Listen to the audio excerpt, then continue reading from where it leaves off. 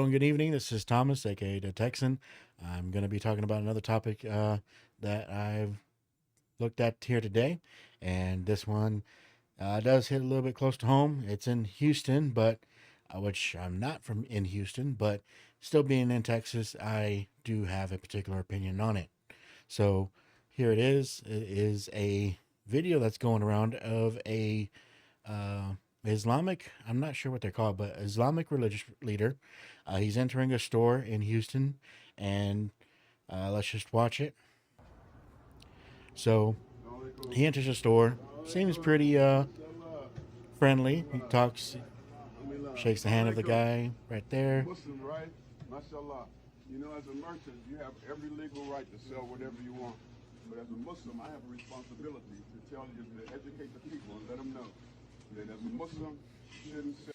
So he starts off talking about how they are obviously legally within their right to do what they or to sell what they want, of course legally, and they have no right to stop them. But as being Islamic, that they have a responsibility to let them know that they should basically shouldn't be selling certain things, particularly alcohol, pork, and gambling, which I assume in this case includes like lotto tickets, which I mean is weird. Haram. The alcohol, the pork, the gambling, See? all against Islam. And so I'm Apparently, just it's letting you against know ahead of Islam, so time. they want him to In stop selling 30 it. days, we're going to start doing demonstrations around the city. Lets them The know in 30 Muslims days have they're going to to, start doing around here, demonstrations. we'll let the people know that we have to teach the people the best. The Muslims have the best. So let the owners know you should begin to change the inventory, or we're just going to demonstrate. We can't stop you. You have a right to do it, but we have to give the dawah to let the people know the truth about Islam. Okay? So get the. So, like I said, it looks like he's not being disrespectful. He's being pretty calm about things. But I wouldn't be necessarily rude to him or anything like that. But it does with the way he's speaking, saying let your owners know that if they don't change their inventory, that in 30 days they're going to start demonstrating. Now, I don't have a problem with protesting or demonstrating your displeasure with the company or anything like that, as long as it doesn't interfere with the freedoms of other people. So do not block streets, do not block people from walking into that store, do not harass those people. But if you feel like you need to voice your opinion and protest the practices of a business, you are entitled to do so. It does seem like he is being a little bit you can almost say threatening in a way, saying that if they don't change, that they will be protesting or demonstrating in front of them. And honestly, to that, I have a response for you. Fuck you. No, you are not going to get rid of alcohol, pork, or gambling. Now, they all can be considered vices, but it is all right as Americans to indulge in said vices. Now, under our great capitalist system, if they want to open up a store that abides by all those rules, they are more than welcome to do so. They can open up their own Islamic shop with their own rules, do not where they don't sell alcohol, pork, or gambling items. But they have no right to, in this instance, no right to require other stores to do that. Now, would it be wise if, say, if the whole community was Islamic and business was not doing well because they did that? Then yes, maybe they go ahead and do that. But no, as long as it is in demand and it is obviously legal, they don't have a leg to stand on to force a business to do that. Now, here's another video of the same gentleman, or at least I believe it's the same gentleman, which, if you look at it, is kind of odd. He looks like he dyed his hair, his beard at least, a real bright red, which I'm not sure why, but whatever. It's him on, he, that's on him. And I don't believe this is the same business, but here they are protesting or demonstrating in front of a business, protesting against the sale of pork and alcohol. Here for, and little by little, one by one, we're going to be visiting all of the stores in the neighborhood, particularly the inner city neighborhoods where the religion of Islam is ignored.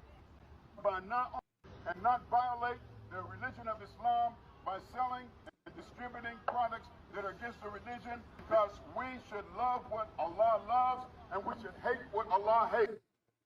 Okay, so regarding this video, like I said, as long as they are not impeding the freedom of other people to visit the store, as long as they are not impeding traffic, which they're standing in a parking lot, which as long as there's no cars trying to get in and out of that parking lot, that's fine.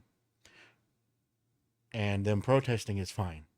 The thing is, whether it be Islam, Jewish, or even Christianity, you cannot use your religious beliefs to dictate what a business sells and what they do, as long as it is within the laws of that country. And we are in the United States of America, so alcohol, gambling, and pork are all legal, and they're all loved by many people. And I want to say this personally, I don't necessarily have anything against Islam. You know, that is one of our rights here, freedom of religion. So you are free to practice your religion. Again, as long as it does not impede the freedoms and rights of other people. So now, the problems I do have with it is the forceful way in which they try to push it on you, just like how I don't like Jehovah's Witnesses knocking on my door, trying to get me to convert to them, even though I'm already a Christian. I am completely cool with how you want to practice your religion, as long as you don't force it in my face or force me to have to try to conform to your religion. Now, even though the United States is not officially a Christian nation, it is a majority Christian nation. And in this instance, I think Theodore Roosevelt has probably one of the best takes on that. And he has stated that in the first place, we should insist that if the immigrant who comes here in good faith becomes an American and assimilates himself to us, he shall be treated on an exact equality with everyone else. For it is an outrage to discriminate against any such man because of creed or birthplace or origin. But this is predicated upon the person becoming in every facet an American and nothing but an American. There is no divided allegiance here. Any man who says he is an American but something else also isn't an American at all. We have room but for one flag, the American flag. We have room but for one language here, and that is the English language. And we have room but for one sole loyalty, and that is the loyalty to the American people. Now, like I was pointed out in his thing, we should not be discriminatory of people for their religion or their origin or their birthplace. But if they are unwilling to assimilate their beliefs and their actions into the American culture, then they do not belong. They do not deserve to be here. It is the same thing as if I were to go to a predominantly Muslim country or Islamic country. And if I tried to demand if I tried to demand that pork and alcohol be served in a predominantly Islamic country, they would not take kindly to that. And they would not want that. And according to their law, you would get in serious trouble for that. So do not then expect to come to the United States and expect to bully and protest your way into doing that.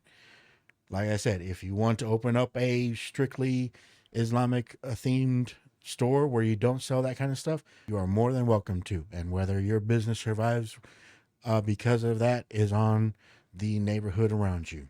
So, but do not think that you are entitled to it. Do not think that you will bully or even protest your way into having other people do it. And these politicians that are saying that they are allegiant to other countries, well, in the words of Theodore Roosevelt, you are not American. That is not the American way. I fully support this statement from him, and I think people forget that.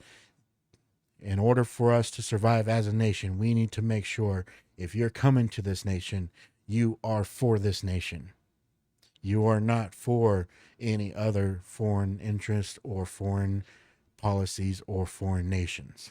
One thing I do not like is videos of people doing these Islamic prayers in the middle of a street, mass prayers in the park, or restricting the flow of other people. Like I said, you are welcome to do it as long as you do not impede the rights and freedoms of other people.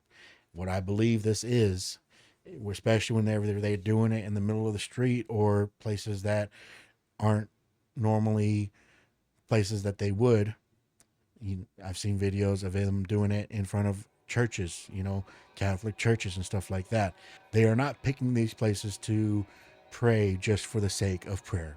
I believe they are doing it as a show of dominance, saying that we are praying here, we claim this area for their religion.